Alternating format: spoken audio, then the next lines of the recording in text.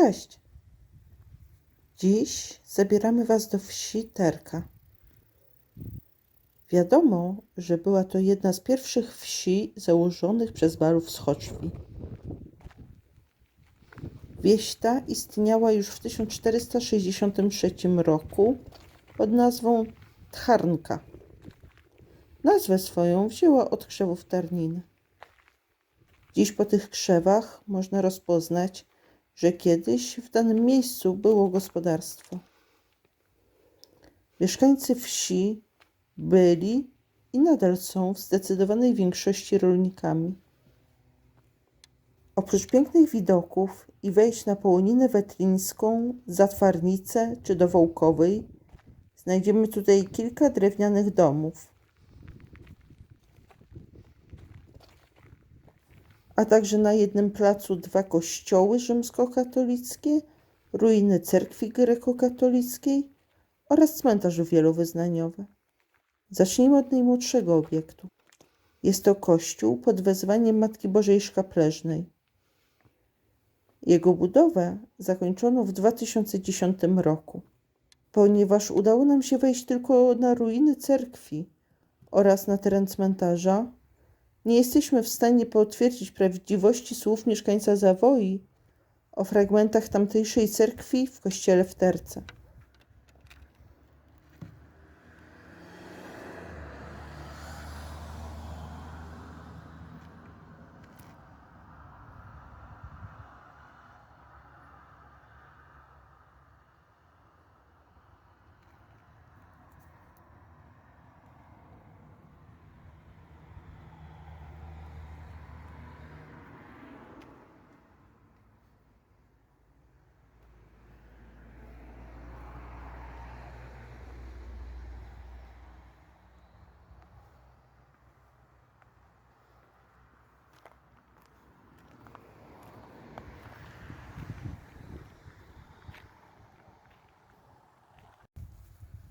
W tle nagrobków widać kościół zbudowany w latach 1930-1932.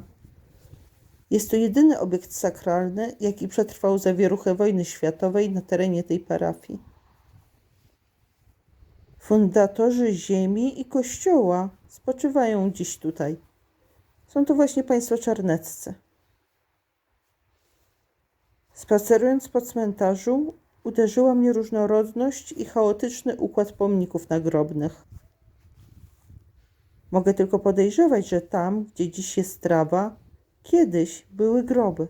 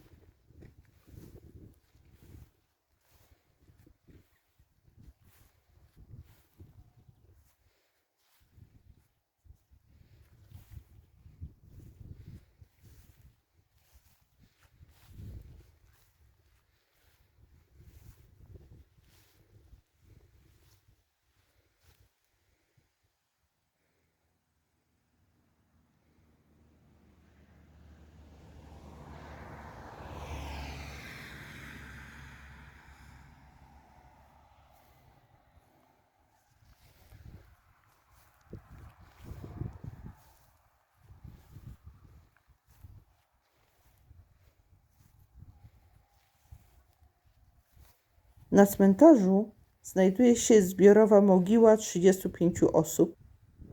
Jest to mogiła symboliczna, a wiąże się z nią tragiczna historia okresu wojny polsko-ukraińskiej 1946 roku. Otóż 7 lipca 1946 roku wojsko UPA uprowadziło i zamordowało 4 mieszkańców wsi. Wśród zamordowanych był 1 lub 3 Polaków. Źródła nie są zgodne. Już 9 lipca był odwet ze strony wojska polskiego. Podobno wszystkich, których chciano zamordować, zapędzono do drewnianej chaty pana Dudy, a następnie ją podpalono. Najmłodsza ofiara miała 3-latka. Według relacji świadka, któremu cudem udało się przeżyć, nie wszyscy zginęli od płomieni. Niektórych wcześniej dopadła seria z karabinu, a jeszcze innych odłamki granatu. Przejdźmy zatem do najstarszego obiektu. Jest to XIX-wieczna dzwonnica. Jedyna pozostałość po XVIII-wiecznej cerkwi pod wezwaniem świętego proroka Eli. Pierwsza cerkiew została tutaj zbudowana w roku 1971 lub 1781. Źródła znowu podają rozbieżności. Była drewniana, trójdzielna, pokryta 3 8-polowymi kopułami. Jej fundatorami byli miejscowi parochowie, czyli plebani grekokatoliccy. Nie udało mi się dotrzeć do informacji, co się z nią stało. Pewne jest, że w miejscu drewnianej świątyni postawiono murowaną. Nowa cerkiew spłonęła już po 3 latach. W roku 1922 odnowiono ją po pożarze.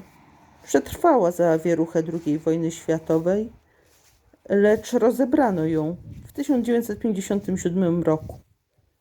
Akcja Wisła nie ominęła tej wsi. Tych, którzy jeszcze ostali się przy życiu, przesiedlono w okolice Stadgardu Szczecińskiego.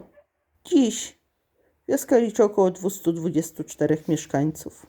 My żegnamy się z wami i mówimy wam do zobaczenia.